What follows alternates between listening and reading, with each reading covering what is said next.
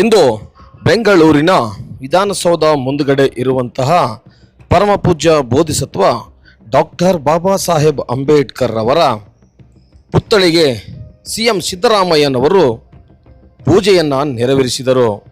Doctor Baba Saheb Ambedkar ಅವರ 69ನೆಯ ಮಹಾಪರಿನಿರ್ವಾಣದ ನಿಮಿತ್ತವಾಗಿ ಇಂದು ಮುಖ್ಯಮಂತ್ರಿಯವರು ಬಾಬಾ ಸಾಹೇಬ್ ಅಂಬೇಡ್ಕರ್ ಅವರ ಸ್ಟ್ಯಾಚ್ಯೂಗೆ ಗೌರವ ನಮನವನ್ನು ಸಲ್ಲಿಸಿದರು. ಈ ಸಂದರ್ಭದಲ್ಲಿ ಕಾಂಗ್ರೆಸ್ ಪಕ್ಷದ ರಾಷ್ಟ್ರೀಯ ಅಧ್ಯಕ್ಷರಾಗಿರ್ತಕ್ಕಂಥ ಶ್ರೀಯುತ ಮಲ್ಲಿಕಾರ್ಜುನ್ ಖರ್ಗೆ ಅವರು ಸಹ ಈ ಒಂದು ಕಾರ್ಯಕ್ರಮದಲ್ಲಿ ಭಾಗಿಯಾಗಿದ್ದರು.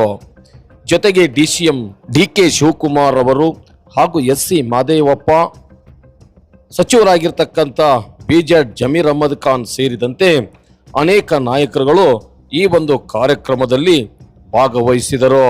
ಬಾಬಾ ಸಾಹೇಬ್ ಡಾಕ್ಟರ್ BR ಅಂಬೇಡ್ಕರ್ ಅವರ ಕೊಡುಗೆ ಈ ದೇಶಕ್ಕೆ ಅಪಾರವಾಗಿದ್ದು, ಶೋಷಿತ ಸಮುದಾಯಗಳು ಸೇರಿದಂತೆ ಈ ದೇಶದ ಬಡವರ, ನಿರ್ಗತಿಕರ ಅನೇಕ ಸಮುದಾಯಗಳನ್ನು ಮೇಲೆತ್ತುವ ಕೆಲಸವನ್ನು ಡಾಕ್ಟರ್ ಬಾಬಾ ಸಾಹೇಬ್ ಅಂಬೇಡ್ಕರ್ ಅವರು ಮಾಡಿದ್ದಾರೆ. ಅವರಿಗೆ ಗೌರವ ನಮನವನ್ನು ಸಲ್ಲಿಸೋದು ನಮ್ಮೆಲ್ಲರ ಆದ್ಯ ಕರ್ತವ್ಯವಾಗಿದೆ. ನಾನು CM ಆಗಲಿಕ್ಕೆ, ನಾವು ಶಾಸಕರಾಗಲಿಕ್ಕೆ ಬಾಬಾ ಸಾಹೇಬ್ ಡಾಕ್ಟರ್ BR ಅಂಬೇಡ್ಕರ್ ಅವರು ಕೊಟ್ಟಿರ್ತಕ್ಕಂಥ ಸಂವಿಧಾನವೇ ಕಾರಣ. ಆ ಸಂವಿಧಾನದ ಅಡಿಯಲ್ಲಿ ನಾವೆಲ್ಲರೂ ಕೂಡ ಬದುಕುತ್ತಿದ್ದೇವೆ.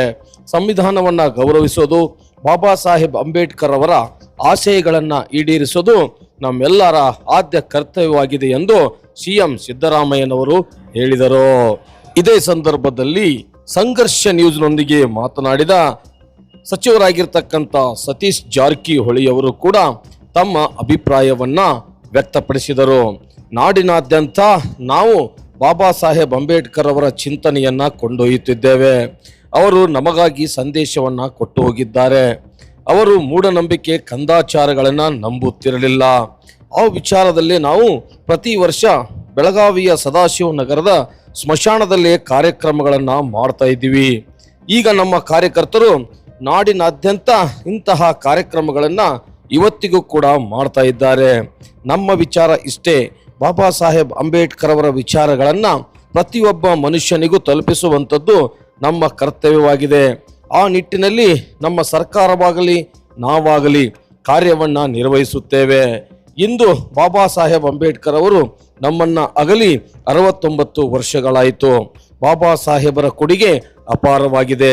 ಅವರಿಂದಾನೇ ನಾವೆಲ್ಲರೂ ಶಾಸಕರು, ಮಂತ್ರಿಗಳಾಗಿದ್ದೀವಿ ಅಂತ ಸತೀಶ್ ಜಾರಕಿಹೊಳಿ ಅವರು ಕೂಡ ನಮ್ಮೊಂದಿಗೆ ತಮ್ಮ ಅಭಿಪ್ರಾಯವನ್ನ ಹಂಚಿಕೊಂಡರು. ಈ ಒಂದು ಮಹಾಪರಿನಿರ್ವಾಣ ಕಾರ್ಯಕ್ರಮದಲ್ಲಿ ವಿವಿಧ ಸಂಘಟನೆಗಳ ರಾಜ್ಯಾಧ್ಯಕ್ಷರುಗಳು, ವಿಚಾರವಾದಿಗಳು, ಯುವಕ ಯುವತಿಯರು ಸೇರಿದಂತೆ ನಾಡಿನಾದ್ಯಂತ ಅನೇಕ ಜನ ಈ ಒಂದು ಕಾರ್ಯಕ್ರಮದಲ್ಲಿ ಭಾಗವಹಿಸಿ ಬಾಬಾ ಸಾಹೇಬ್ ಡಾಕ್ಟರ್ BR ಅಂಬೇಡ್ಕರ್ ಅವರಿಗೆ ಗೌರವ ನಮನವನ್ನ ಸಲ್ಲಿಸಿದರು. ಈ ಸಂದರ್ಭದಲ್ಲಿ ಸಚಿವರಾಗಿರುವಂತಹ ಸತೀಶ್ ಜಾರಕಿಹೊಳಿ ಅವರು ನಮ್ಮ ಸಂಘರ್ಷ ನ್ಯೂಸ್ನೊಂದಿಗೆ ಮಾತನಾಡಿದ್ದಾರೆ. ಅವರು ಏನು ಮಾತನಾಡಿದ್ದಾರೆ ಕೇಳ್ಕೊಂಡು ಬರೋಣ ಬನ್ನಿ.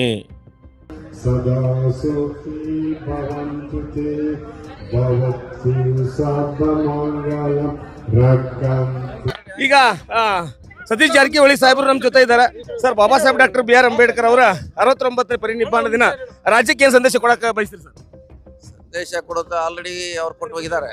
ನಾವು ಸಂದೇಶ ಕೊಡೋದೇನಿಲ್ಲ.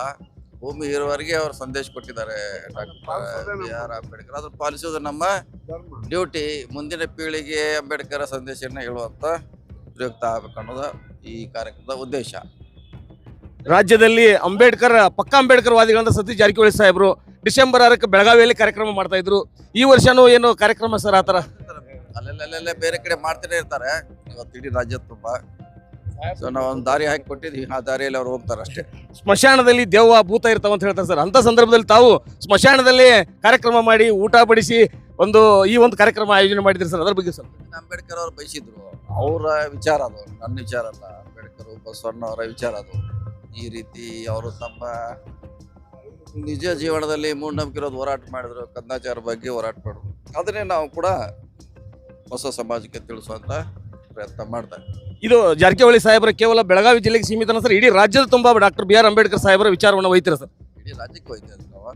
ಈಗಲೇ ಸಾಕಷ್ಟು ಯಶಸ್ವಿ ಆಗಿದೆ, ಇನ್ನು ಕೂಡ ಮುಂದುವರಿಸ್ತೀವಿ.